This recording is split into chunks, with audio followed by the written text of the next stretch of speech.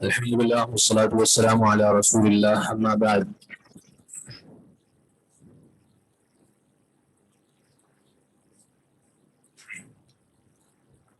کل ہم چوتھا باب پڑھ چکے تھے اور اس کی حدیث یعنی باب هل يستاق الامام بحضرة رعیته، جس کا معنی تھا کہ کیا امام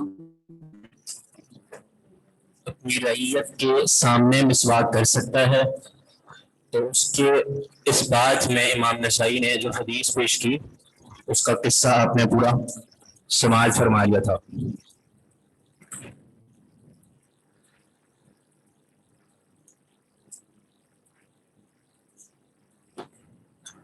اس حدیث میں ایک آخری بات جو بتانی تھی وہ یہ کہ نبی علیہ السلام نے جو یہ فرمایا تھا انا لا نستعین یا انا لن نستعین علی العمل من ارادہ، کہ جو ہم سے کسی عہدے کا مطالبہ کرے تو ہم اسے عہدہ دیتے نہیں ہیں. اس میں نے آپ کو بتایا تھا کہ عہدہ طلب کرنا شریعت میں ممنوع ہے. قرآن مجید کی ایک آیت ہے سورہ یوسف کی، سیدنا یوسف علیہ السلام نے بھی عہدہ طلب کیا تھا، اجعلنی علی خزائن الارض، تو یہ عزیز مصر سے کہا تھا. ٹھیک ہے، جب انہوں نے کہا کہ آپ جو ہے آپ تو بڑے امین امانت دار ہیں تو آپ کو تو کوئی عہدہ دینا چاہیے. یوسف علیہ السلام نے خود فرمایا تھا اجعلنی علی خزائن الارض، یہ بھی تو عہدہ طلب کیا ہے. ٹھیک ہے، تو اس کا کیا جواب ہوگا؟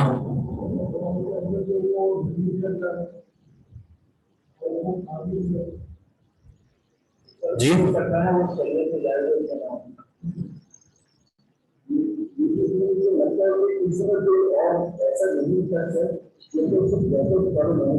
جی اس کا جو سب سے مشہور جواب ہے، جو سب سے بہتر جواب ہے وہ یہ کہ وہ شخص عہدہ طلب کر سکتا ہے جس کو یقین ہو کہ اس سے بہتر کوئی اور اہل نہیں ہے. اس کو یقین ہے کہ مجھ سے زیادہ بہتر اس کا اہل کوئی نہیں ہے، تو ایسا شخص عہدہ طلب کر سکتا ہے کیونکہ اس میں زیادہ مصلحت ہے، اس میں زیادہ فائدہ ہے. اگر اس کی جگہ کوئی اور آ گیا اور اس نے غلط استعمال شروع کر دیا تو اس سے کہیں زیادہ بہتر یہ ہے کہ یہ بندہ خود اپنا عہدہ مانگ لے کہ مجھے یہ عہدہ دے دیجیے، میں اس کا زیادہ اہل ہوں.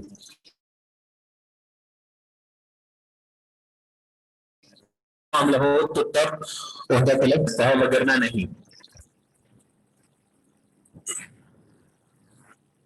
یہاں پہ یہ جو مسئلہ تھا وہ بھی ختم ہوا، تو اگلا باب پڑھ لیجیے. کون پڑھے گا؟ جی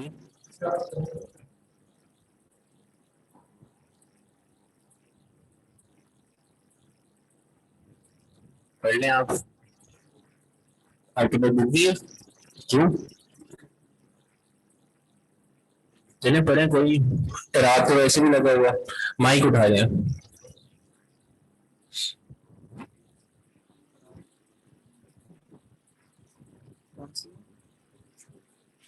یہ عائشہ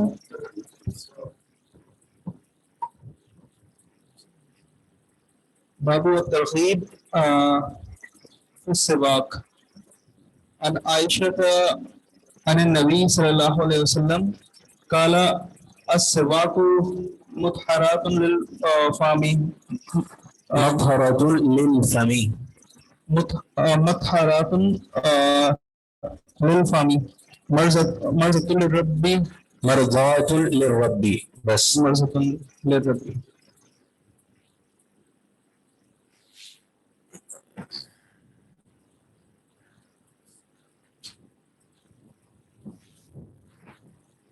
یہ باب نمبر 5 ہے آپ کے سامنے، باب الترغیب فی السواک.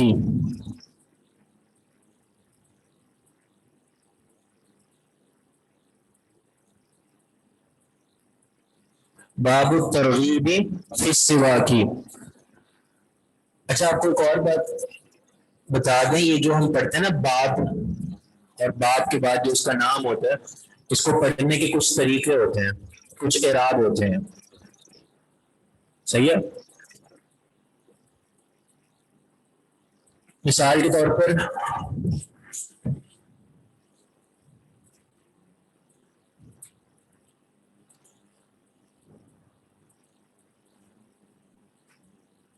باب الترغیب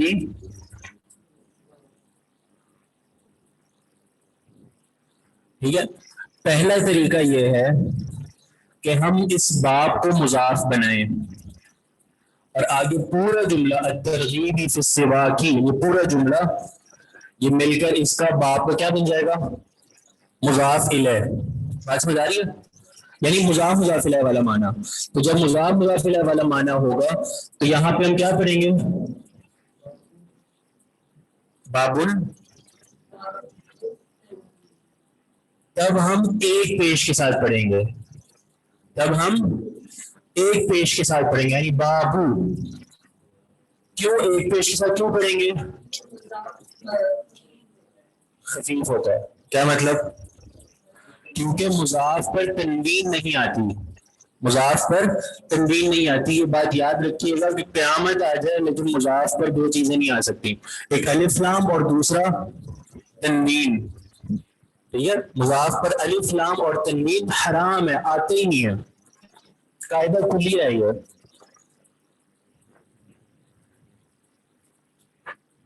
اور آپ کو یہ پتا ہوگا کہ الف لام اور تنوین بھی جمع نہیں ہوتے، الف لام اور تنوین بھی جمع نہیں ہوتے. جیسے نحوی کو کسی نے سلام کیا تھا نا، السلام علیکم کہا اس نے، السلام علیکم. ویسے کیا ہے؟ السلام، کیونکہ الف لام آ گیا، تو جب الف لام آ گیا تو اب تنوین نہیں آئے گی. السلام علیکم. نحوی کو اس طرح ایک بندے نے سلام کیا تو نحوی نے اس کو جواب دیا وعلیکم السلام یا جامع التنوین واللام، کہ بھائی وعلیکم السلام اور تنوین اور الف لام کو جمع کرنے والے. ٹھیک ہے، تو یہ ہے کہ الف لام اور تنوین بھی جمع نہیں ہو سکتے، جہاں پہ الف لام آ گیا وہاں پہ تنوین نہیں آ سکتی. اسی طرح مضاف پر بھی نہ الف لام آ سکتی ہے، الف لام آ سکتا ہے اور نہ ہی تنوین آ سکتی ہے. ٹھیک ہے، تو جب اس کو ہم مضاف مانیں گے، اگلے جملے کو مضاف الیہ مانیں گے، تب ہم اس کو ایک پیش کے ساتھ پڑھیں گے. اس پہ کیا پڑھیں گے حرکت؟ کون سی حرکت آئے گی؟ الترغیب پر جر آئے گی. جر کیوں آئے گی؟ الترغیب بن کیوں نہیں پڑھیں گے؟ الف لام آ گیا. ٹھیک ہے، یہ مضاف ہو گیا اور یہ مضاف الیہ ہو گیا.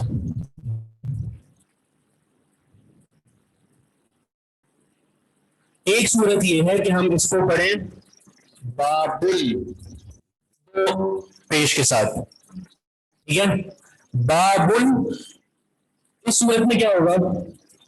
اس صورت میں جی بالکل، اس صورت میں یہ ہوگا کہ یہ بابل جو ہے یہ خبر ہے اور الترغیب اس کو پھر پڑھیں گے، یعنی اگلے جملے کو اس کو بھی رفع پڑھیں گے. اگر ہم اس پہ کسرہ یعنی اس کو مضاف بناتے تب تو اس پہ کسرہ پڑھنی تھی مضاف الیہ کی وجہ سے، لیکن اب جب ہم نے اس کو خبر بنا دیا اور یہ آگے مبتدا آ رہا ہے تو مبتدا بھی مرفوع ہوتا ہے. ٹھیک ہے، یہ مبتدا ہے. یعنی اچھا مبتدا خبر آپ کو پتہ ہے نا، بس اوقات مقدم مؤخر ہو جاتے ہیں، آگے پیچھے ہو جاتے ہیں، وہ معنی سے یا اعراب سے اندازہ ہو جاتا ہے. مثال کے طور پر یہاں پہ ہمیں کیسے اندازہ ہوا آگے پیچھے والے کا؟ کون بتائے گا؟ یہاں پہ ہم کیسے کہہ سکتے ہیں کہ جی خبر پہلے آئی ہے مبتدا بعد میں آیا؟ اس طرح پتہ چلا کہ یہ معرفہ ہے، یہ والا جملہ معرفہ ہے اور یہ والا جملہ کیا ہے؟ نکرہ ہے. اور مبتدا خبر میں اصل کیا ہے کہ مبتدا معرفہ ہوتا ہے، خبر نکرہ ہوتی ہے. تو یہاں پر اب آپ دیکھیں یہ والا جملہ چونکہ معرفہ ہے اس لیے ہم نے اس کو مبتدا بنا لیا. معرفہ ہے نا، یہ کیسے پتہ چلا معرفہ ہے؟ الف لام آ رہا ہے، الف لام معرفہ کی قسم ہے اور یہ جملہ نکرہ ہے لہذا خبر ہے. یہ دوسرا انداز ہو گیا پڑھنے کا. ٹھیک ہے، مبتدا خبر والا معنی. جب مبتدا خبر بنائیں گے تو پھر یہاں پر تنوین آئے گی. صحیح ہے، یعنی بابل پہ تنوین خبر ہونے کی وجہ سے اور اگلے جملے پر جو رفع آ رہی ہے وہ مبتدا ہونے کی وجہ سے. دونوں صورتوں میں یعنی مبتدا خبر والی ترکیب یا مضاف والی ترکیب، دونوں ترکیبوں میں اس کا رفع ہونا جو ہے، کس کا رفع ہونا؟ باب کا، باب کے مرفوع ہونے کی وجہ کیا ہے؟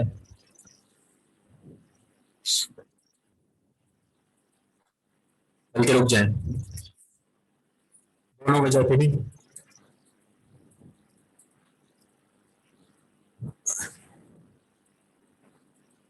اس کی جو وجہ ہے مرفوع ہونے کی، بابل، اس کی وجہ تو بالکل واضح ہے، وہ کیا ہے؟ کیونکہ یہ مبتدا خبر ہے، کیونکہ مرفوع ہونے کی بات کر رہا ہوں، ٹھیک ہے، مرفوع ہونے کی ہے تو دونوں مرفوع، بابو بھی مرفوع ہے، بابن بھی مرفوع ہے، صرف ایک پہ تنوین نہیں آ رہی، ایک پہ تنوین آ رہی ہے، اس کی وجہ آپ جانتے ہیں، مضاف، ایک مضاف ہے اور دوسرا مضاف نہیں ہے، ٹھیک ہے، تو اس کی تو بالکل بات سمجھ آ رہی ہے کہ جی یہ مبتدا خبر ہے اس لیے مرفوع ہے، کیونکہ مبتدا اور خبر دونوں مرفوع ہوتے ہیں، دونوں پر رفع آتی ہے، اس کے مرفوع ہونے کی کیا وجہ ہے؟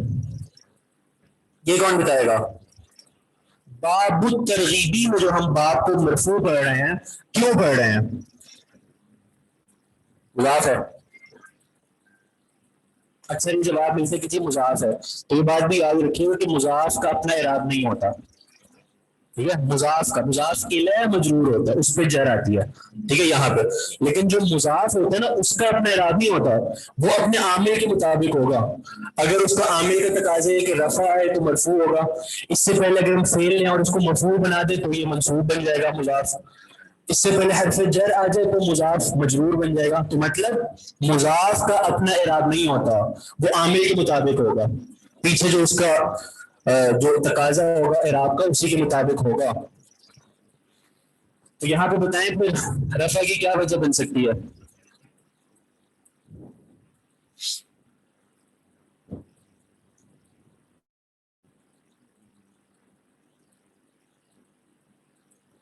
اسم بھی اصل اعراب کی رفع ہوتی ہے اس لیے،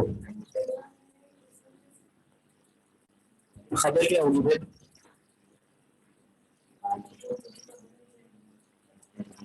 جی نہیں یہ تو ہو ہی نہیں سکتا نا، ہم نے اس کو مضاف بنایا ہے اور اس کو ہم نے مضاف الیہ بنایا ہے، مضاف الیہ جملے کا ایک حصہ ہے، یہ دونوں الگ الگ نہیں ہیں، جملے کا ایک حصہ ہے، اور یہ بھی آپ کو پتا ہوگا کہ مضاف الیہ سے جملہ پورا نہیں ہوتا، جملہ مضاف الیہ سے کبھی بھی پورا نہیں ہوتا، اس کو ضرورت پڑتی ہے جملہ پورا ہونے کی، اسی لیے آپ نے اگر نحو کے شروع میں پڑھا ہو تو مرکب مفید اور مرکب غیر مفید یہ دو چیزیں بنتی ہیں، مرکب مفید جس کو جملہ کہتے ہیں، جس سے جملہ پورا ہو جاتا ہے، اس میں آپ نے پڑھا ہوگا اسمیہ، یعنی جس میں مبتدا خبر میں جملہ پورا ہو جاتا ہے، مبتدا خبر میں جملہ پورا ہو جاتا ہے، اس کو مرکب مفید کہتے ہیں کہ فائدہ مند جملہ ہے، مضاف الیہ مرکب غیر مفید ہے کہ اس سے جملہ پورا نہیں ہوتا، خالی مضاف الیہ سے، اس کی آپ نے مثال پڑھی نا، غلام زیدن، زید کا غلام، غلام زیدن، یہاں پہ جملہ پورا ہے،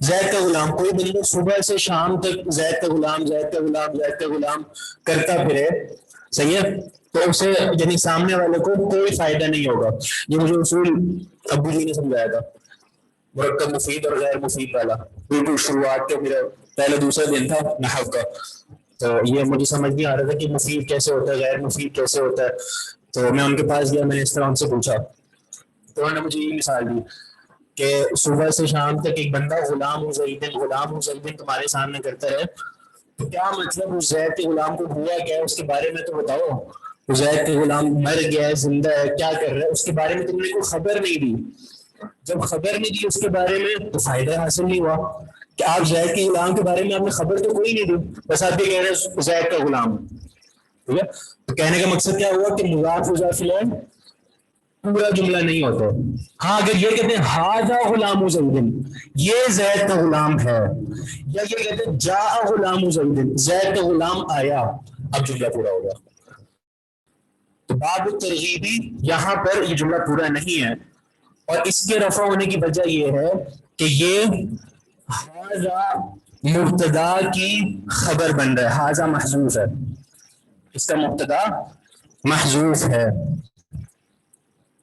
یہ مبتدا ہو گیا، اور بعد الترغیب فی السواک کی پورا جملہ اس کی خبر بن گئی، مبتدا خبر پورا جملہ ہوگا،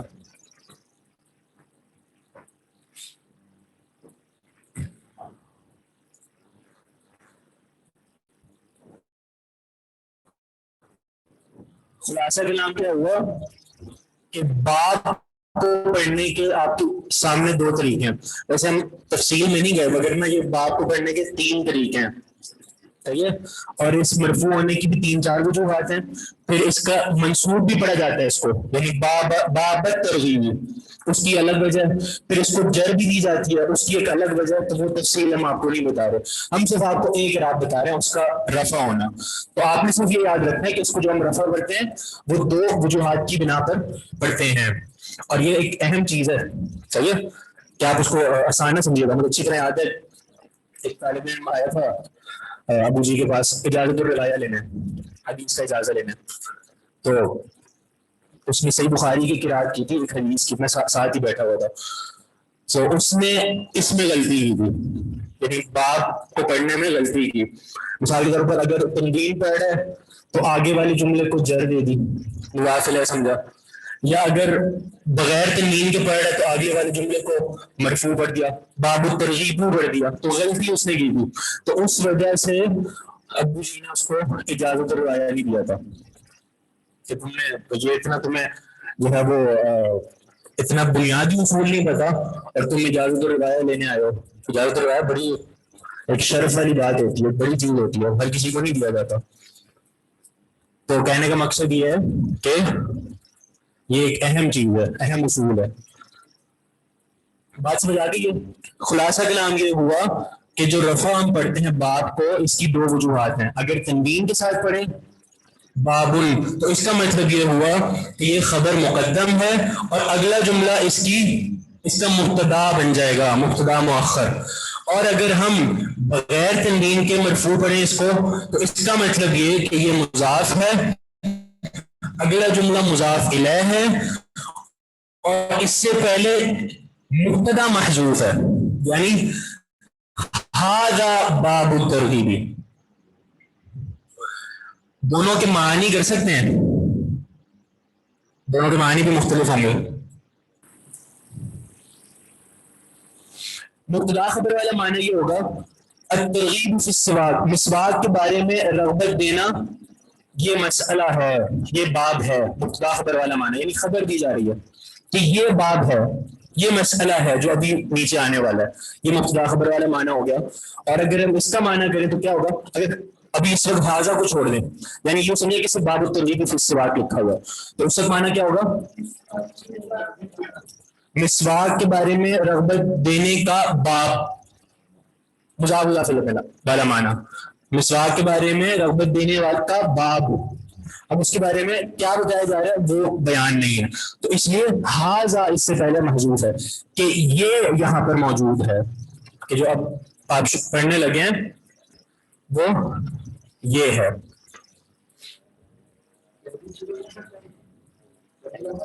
اس کا مضاف مضاف یہ والا مسواک کے, یعنی الترغیب فی السواک, مسواک کے بارے میں رغبت دینے کا باب.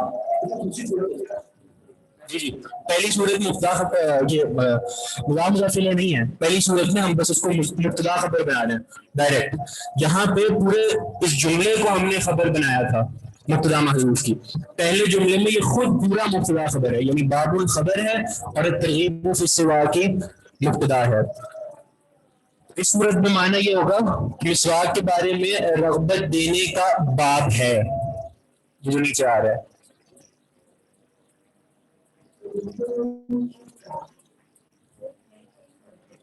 جی جی ہاں, باق کا باقی اور آپ بھی بتا دیں. نہیں وہ کافی ہے, یہ وہاں ہوگا.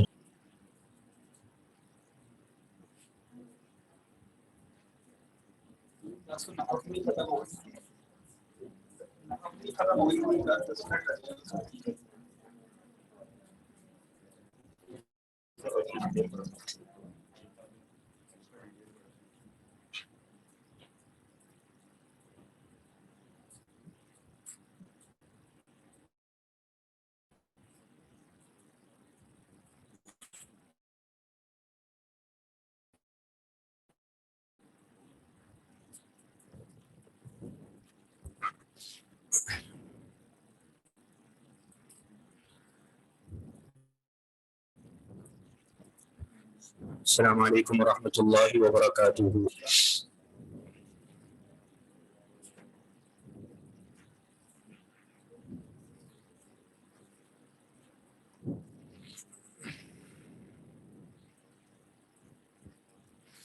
الحمدللہ والصلاۃ والسلام علی رسول اللہ. اما بعد. آج سے پہلے ہماری بات ہو رہی تھی کس پر؟ باب کے اعراب پر. تو ہم نے اس میں آپ کو جو اس کے رفع پڑھنے کی صورتیں ہیں وہ 2 صورتیں بتائی ہیں. چیٹ کو ایوری ون کر دیں. نہیں ایوری ون نہیں ہوگا, یہ اسی طرح ہی رہے گی. آپ کو جو بھی بات کرنی ہو آپ مجھے ڈائریکٹ میں بھیج دیں.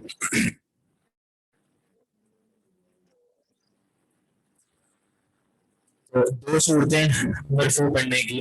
پہلی صورت وہ یہ کہ مبتدا خبر دونوں موجود ہیں اسی لفظ میں. جیسے ہم اس طرح پڑھیں باب الترغیب فی السواک. اس صورت میں الترغیب فی السواک والا جملہ مبتدا اور باب اس کی خبر. دوسرا طریقہ جو آپ کے سامنے لکھا ہوا اعراب باب الترغیب فی السواک. اس صورت میں مبتدا موجود نہیں ہے بلکہ ہمیں محذوف نکالنا پڑے گا. اور وہ ہم اس طرح کریں گے ھذا باب الترغیب فی السواک. ٹھیک ہے. تو یہ دونوں اسلوب ہیں اس کو پڑھنے کے.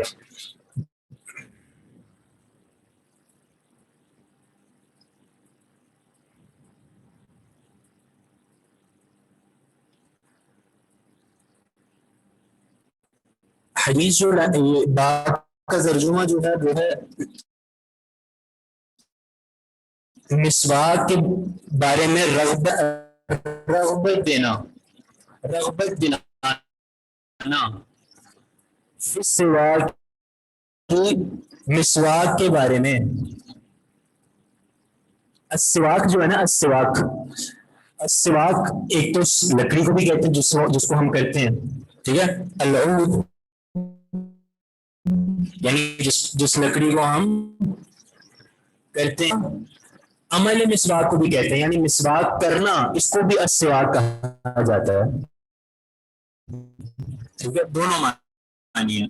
یعنی السواک اس لکڑی کو بھی کہتے ہیں جس کے مسواک کی جاتی ہے, اور دوسرا معنی یہ عمل کر دانتوں میں پھیرنا, اس کو بھی سواک کہا جاتا ہے. دونوں معنی ہیں اس کے.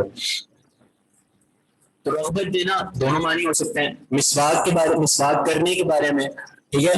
مسواک استعمال کرنے کے بارے میں رغبت دینا. رغبت کا میننگ ہے شوق دلانا. جی شوق دلانا یہ مطلب ہے رغبت دلانے کا. ابھارنا, تم ایسے کرو, بہت زیادہ شوق دلانا, ابھارنا, رغبت دینا, اسے ہم کہتے ہیں ترغیب. امام منذری کی کتاب ہے الترغیب والترہیب. اس میں انہوں نے ترغیب و ترہیب کی احادیث. ترغیب معنی وہ احادیث جن کو پڑھ کر اللہ کی رحمت کا شوق پیدا ہو, ترغیب پیدا ہو, رغبت پیدا ہو. اور الترہیب رہب سے. الترہیب کا مطلب وہ احادیث جن کو پڑھ کر خوف ملے انسان کو. ٹھیک ہے. اللہ تعالیٰ کے عذاب کا, اللہ کے عقاب کا.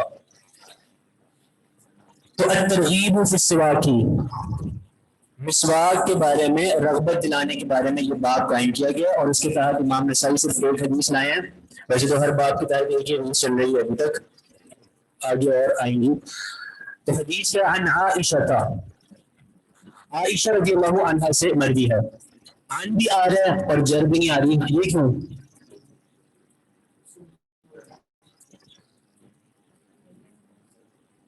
جی غیر منصرف. اس کا اسلوب کیا ہے باب کا؟ کیا مطلب اسلوب کیا ہے باب کا؟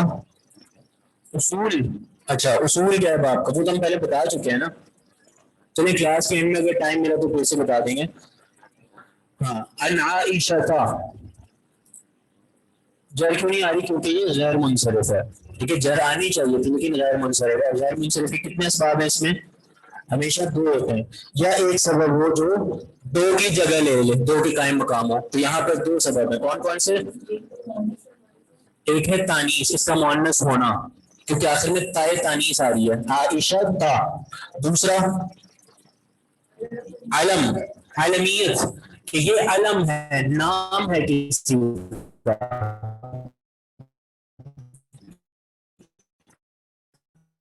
یہ دونوں اسباب ہے، ایک علم ہونا اور دوسرا تانیث آخر میں ہونا. تو یہ دونوں اسباب ہیں جن سے یعنی جر نہیں آئے گی.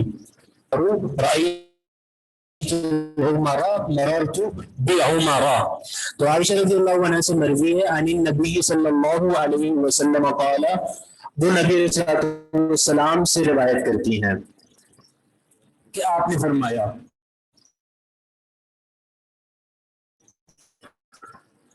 السواک مطہرۃ، سواک مطہرۃ للفم، منہ کے لیے پاکیزگی کا باعث ہے، مرضات للرب، دی کا باعث ہے.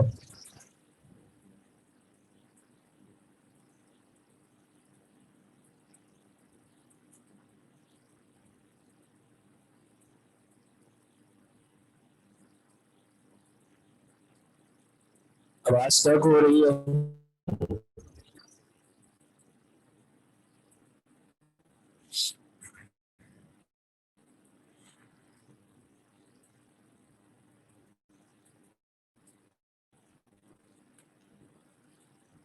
نبی علیہ السلام للفم کہ مسواک منہ کے لیے پاکیزگی کا باعث ہے، مرضات للرب اور رب کے لیے رضامندی کا، یعنی رب کی رضامند ہے.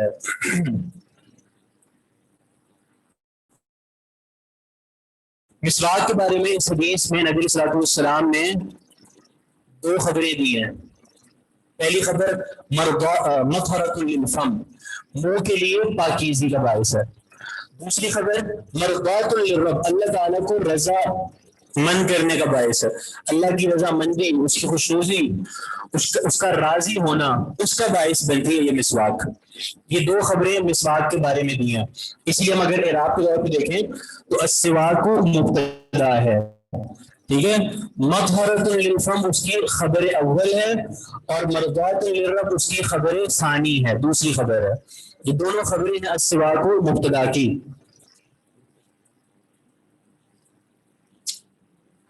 مطہرہ جو ہے اس کو دو طرح پڑھ سکتے ہیں، ایک تو ہے مطہرۃن اور دوسرا مطہرۃن، یعنی میم کے فتحہ کے ساتھ پڑھ سکتے ہیں اس کو مطہرۃن، اور میم کی کسرہ کے ساتھ بھی پڑھ سکتے ہیں یعنی مطہرۃن.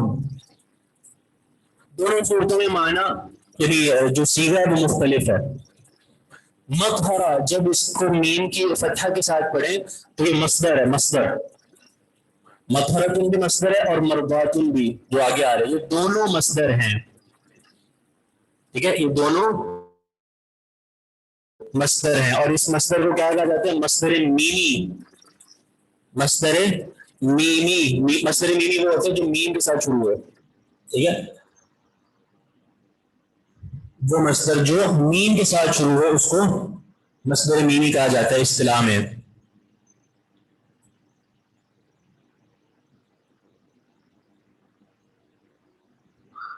جب اس کو مصدر کے معنی میں لیں گے تو اس کا مصدر والا معنی کیا ہوگا؟ مطہرہ، اس کا مصدر طہارت. ٹھیک ہے، طہور یطہر کا جو مشہور مصدر ہے وہ طہارت ہے.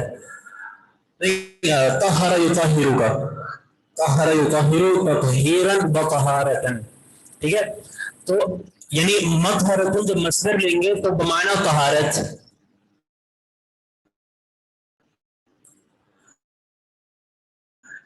اسی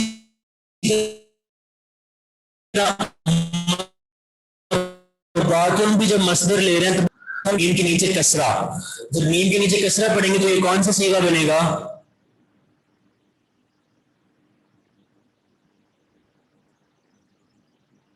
میم کے نیچے جب کسرہ پڑھیں گے تو کون سا صیغہ بنے گا؟ یہ اسم آلہ، اسم الآلہ. اسم الاعلیٰ کیا ہوتا ہے؟ کسی آلے، کسی چیز کا نام، کسی بھی چیز کے نام، اس کے جو میم ہوتا ہے اس کے نیچے کسرہ ہوتی ہے. جیسے ضرب سے اگر ہم کہیں مضرب، اس کا معنی ہوگا مارنے والا آلہ، ٹھیک ہے. مفتاح، اور اسی سے مفتاح کسے کہا جاتا ہے؟ کھولنے والا آلہ یعنی چابی. صحیح ہے. تو یہ آلہ جو اسم الاعلیٰ ہوتا ہے نا، اس کا معنی یہی ہوتا ہے کہ وہ چیز جس کے ذریعے وہ کام کیا جاتا ہے. اب مطہرۃ اسم الاعلیٰ ہے تو اس کا معنی کیا ہوگا؟ وہ آلہ، وہ چیز جس سے طہارت حاصل کی جاتی ہے.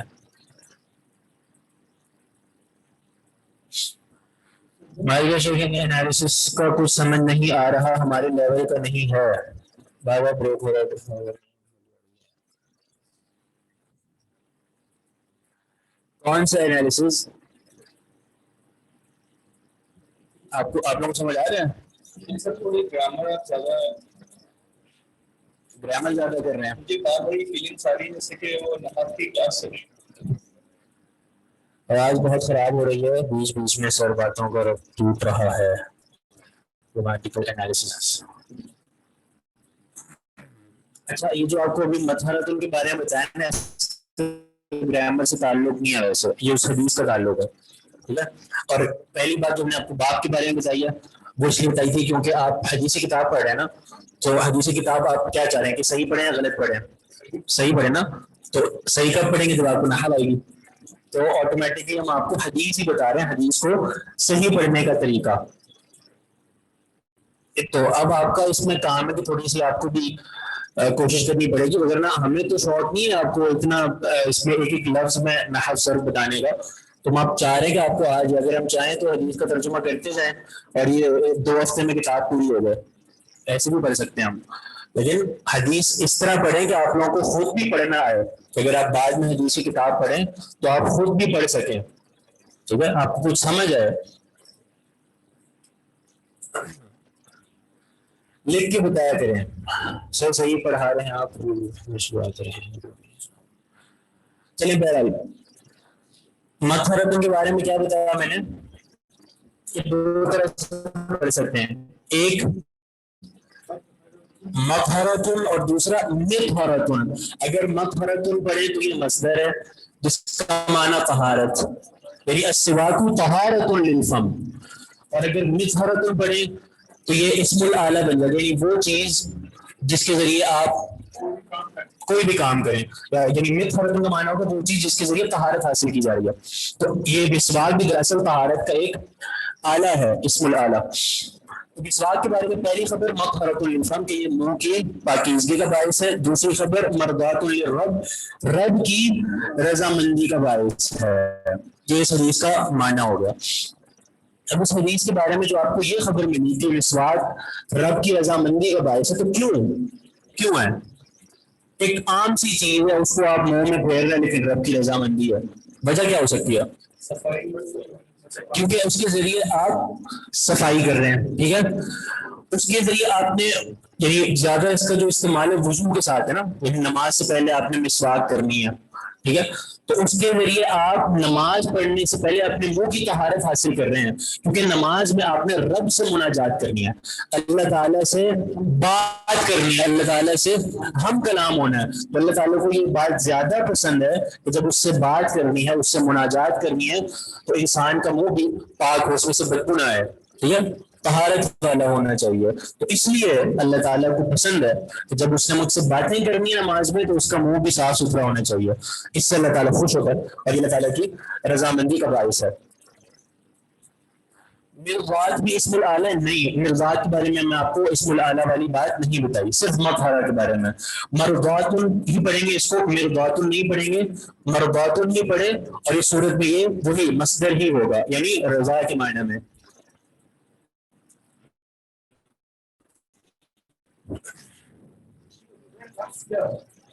کس کی رضامندی کا آلہ کیا معنی، ٹھیک ہے. تو اس لیے بہتر ہے کہ اس کو مصدر ہی رہنے دیا جائے. مطہرہ کو مطہرہ پڑھا جا سکتا ہے کہ وہ طہارت کا آلہ ہے. اسم الاعلیٰ ایسے نہیں لکھیں گے، سبح اسم ربک الاعلیٰ والا نہیں ہے. اسم الاعلیٰ یعنی الف مدہ لام اور ہے، ٹھیک ہے. اچھا یہ جو مسواک کے بارے میں جو کہا ہے نا مطہرہ کہ یہ پاکیزگی کا باعث ہے، اس سے ایک بات بڑی اہم پتہ چل رہی ہے، وہ یہ کہ مسواک دائیں ہاتھ سے کرنی چاہیے. مسواک اس میں اختلاف ہے، بعض علماء نے یہ بھی کہا کہ بائیں ہاتھ سے کرنی چاہیے کیونکہ وہ کام جس میں کسی گندگی کو دور کرنا مقصد ہو وہ بائیں ہاتھ سے ہوتا ہے، لیکن بہتر بات یہ ہے کہ مسواک دائیں ہاتھ سے کی جائے. کیوں؟ کیونکہ مسواک کو مطہرت ہے، اس سے آپ طہارت حاصل کر رہے ہیں، پاکیزگی حاصل کر رہے ہیں، اور پاکیزگی حاصل کرنے والے کاموں کے بارے میں نبی صلی اللہ علیہ وسلم کی کیا حدیث ہے کہ وہ دائیں ہاتھ سے ہوتے ہیں. ٹھیک ہے. یعجبہ التیمن فی تناولہ بترجلہ وطہورہ کہ نبی صلی اللہ علیہ وسلم کو دائیں ہاتھ سے کام کرنا پسند تھا، اپنا جوتا پہننے میں، کنگھی کرنے میں، اور طہور وضو اور اسی طرح طہارت والے جتنے بھی کام ہیں وہ سب دائیں ہاتھ سے کرنا آپ کو پسند تھا. تو جب مسواک پاکیزگی کا باعث ہے تو اس کو بھی دائیں ہاتھ سے ہی کرنا چاہیے. طہارت والے کام دائیں ہاتھ سے ہوتے ہیں تو یہ اس بات کی دلیل ہے کہ مسواک بھی دائیں ہاتھ سے کرنی چاہیے.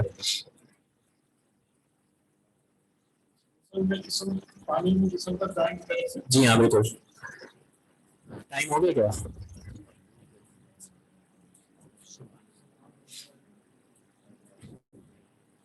آگے پڑھ لیں ایک اور بات، چھوٹی سی حدیث ہے. جی آپ پڑھ لیں.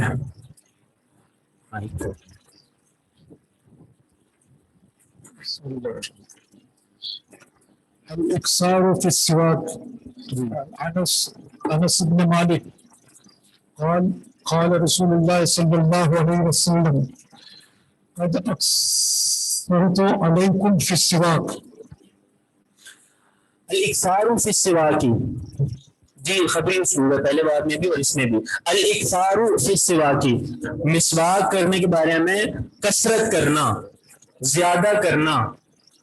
الاکثار جو ہے نا یہ دراصل مصدر ہے، اکثر یکثر اکثار، اس کا معنی ہوتا ہے زیادہ کروانا، زیادہ کا مطالبہ کرنا. اصل معنی اس کا یہ ہے. جی جی. تو الاکثار فی السواک کا جو حاصل معنی ہے وہ یہ کہ مسواک کے بارے میں زیادہ مطالبہ کرنا، زیادتی کا مطالبہ کرنا. حدیث لائیں انس بن مالک رضی اللہ عنہ سے مروی ہے، وہ کہتے ہیں کہ رسول اللہ صلی اللہ علیہ وسلم نے فرمایا قد اکثرت علیکم فی السواک، تحقیق میں نے زیادتی کا مطالبہ کیا ہے تم پر فی السواک، مسواک کے بارے میں. زیادتی کا مطالبہ ہے کہ زیادہ کرنے کا مطالبہ کیا کہ بار بار کرو، بار بار کرو. آگے آپ حدیث پڑھیں گے کہ ہر وضو کے ساتھ اس کو فرض کیا جا رہا تھا لیکن مشقت کی وجہ سے چھوڑ دیا گیا. یعنی قد اکثرت، تحقیق میں نے زیادہ مطالبہ کیا ہے، بار بار مطالبہ کیا ہے، علیکم تم پر، فی السواک، کس بارے میں؟ مسواک کے بارے میں.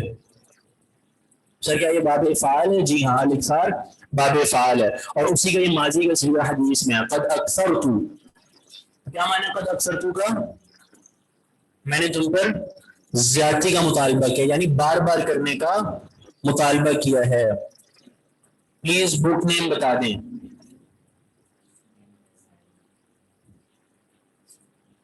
کیا نام ہے کتاب کا؟ سنن نسائی. مطلب سمجھ نہیں آیا مجھے یہ سوال.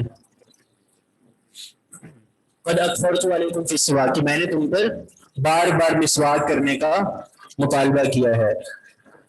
یہ جو اکثرتو ہے نا یہ معروف کا صیغہ ہے، اکثرتو. اس کو اکثرتو بھی پڑھا جاتا ہے، یعنی ایک روایت میں اس کو اکثرتو مجبور کے ساتھ بھی ہے.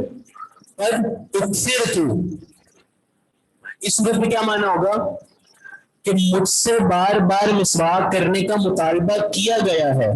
مطالبہ کرنے والا کون ہوگا؟ اللہ تعالیٰ. یعنی اللہ تعالیٰ نے بار بار مسواک کرنے کا مطالبہ کیا کہ بار بار مسواک کرو. تو اس صورت میں معنی میں اور زیادہ لذت اور زیادہ ایک اچھا معنی پیدا ہو رہا ہے. اور اکثرتو کہ بار بار مجھ سے مطالبہ کیا گیا ہے مسواک کے بارے میں کہ زیادہ سے زیادہ مسواک کی جائے.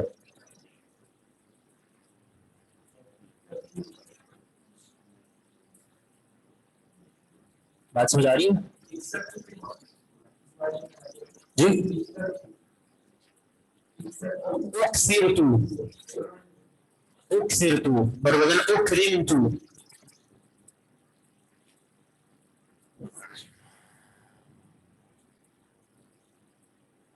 اکثر تو سیغہ جو ہے وہ یعنی دونوں سے واحد متکلم ہے، چاہے اکثر تو پڑھیں یا اکثر تو. اکثر تو ماضی معروف اور اکثر تو ماضی مجہول.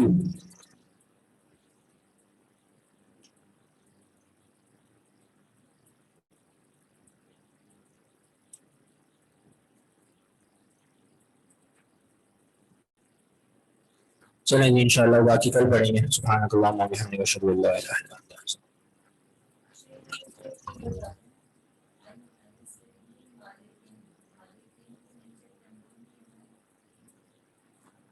ایک سوال آیا ہے کہ عن انس بن مالک، مالکن کے نیچے کسرہ، کسرہ کیوں ہے؟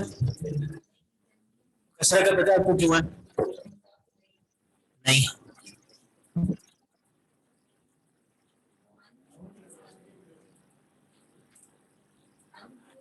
نہیں، مالک کے نیچے کسرہ تو اس لیے ہے نا کیونکہ وہ صحیح مضافل ہے، بن کا مضافل ہے. اور تنوین اس لیے کیونکہ تنوین اصل ہے ہر اسم میں. میں نے کہا تھا نا کہ تنوین صرف وہاں نہیں آئے گی جہاں پر تنوین میں کوئی رکاوٹ ہوگی. جہاں پہ رکاوٹ ہوگی، کوئی مانع ہوگا، جیسے الف لام آ گیا، غیر منصرف ہو گیا، وہاں پہ تنوین نہیں آئے گی. وگرنہ ہر جگہ جو ہے وہ تنوین آئے گی. پھر ایک سوال پیدا ہوتا ہے کہ بھئی عن انس میں کیوں نہیں تنوین آئی؟ یعنی ہم نے اس طرح کیوں نہیں پڑھا عن انس بن مالک؟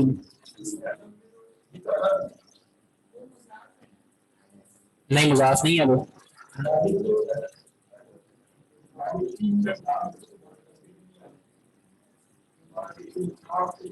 یہ اس پہ تھوڑی سی تفصیل ہے، وہ پھر انشاءاللہ آپ کو بعد میں بتائیں گے کہ انس پہ تنوین کیوں نہیں آئی.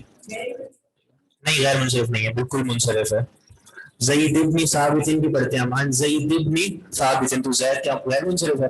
زید منصرف ہے. جاء زید، اور منصرف کی سب سے بڑی مثال ہی لفظ زید ہے. جاء زید رأیت زیدا.